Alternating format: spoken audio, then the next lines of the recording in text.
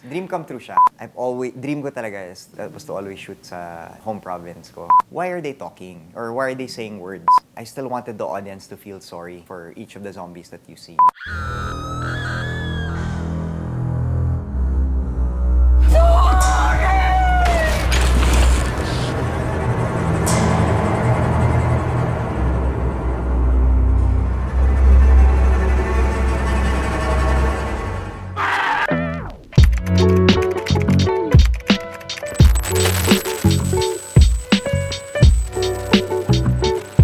For people who are curious about the origins of the zombies, what will you tell them? Okay.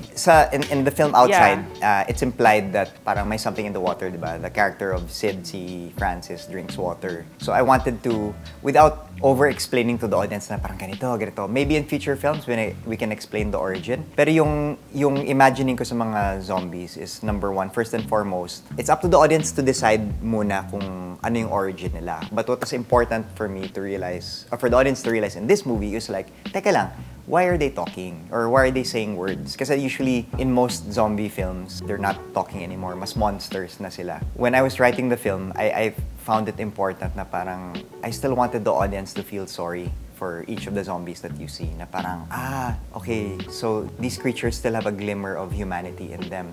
So which is why when you watch the film, whatever word they are saying is the last thing that they said before they were bitten. Or yung last memory nila. Which is why different characters are saying different things. Kumbaga, yun yung last memory nila. And it's like their last memory still trying to escape and still trying to fight for the fact na human sila. But because the infection is so strong, it pushes it back. Yeah.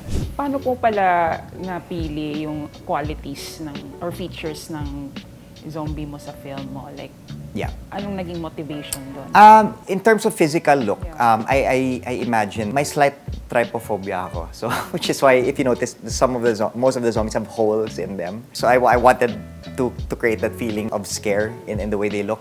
I wanted their eyes to be black because I imagine once they would get infected, mag-hemorrhage yung mata nila and therefore would turn black, which would make them a bit blind. Which is why if you notice, they do a lot of smelling and a lot of hearing because they can't really see too well. So those were the main things I wanted to show, aside from the speaking. Kasi like ibang zombies, ang nakikita natin on screen, like they have speed.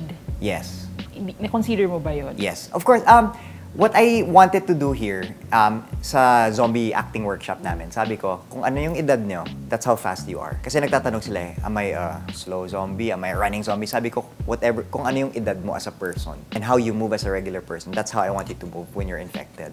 So in fact, sometimes you'll see an old zombie moving old, but then sometimes you'll see a younger zombie running. Kasi, for me, yung logic dun is, that's who they were when they were bitten. So it would make sense na ganun pa rin yung physical characteristics nila.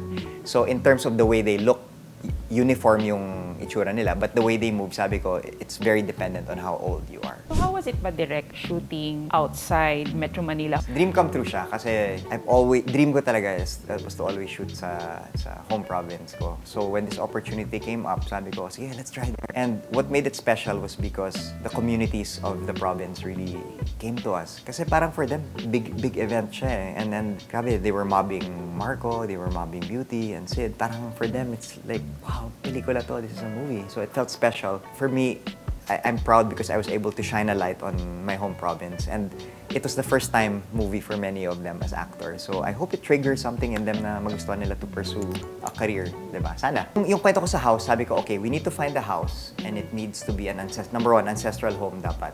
It needs to be big. It needs to give the sense na, okay, mayaman tong pamilya dati. Not anymore. But we need to get a sense that, okay, this family comes from a certain wealth from before. But when we see the house, medyo it's gone. And that was very important in establishing the history of the character.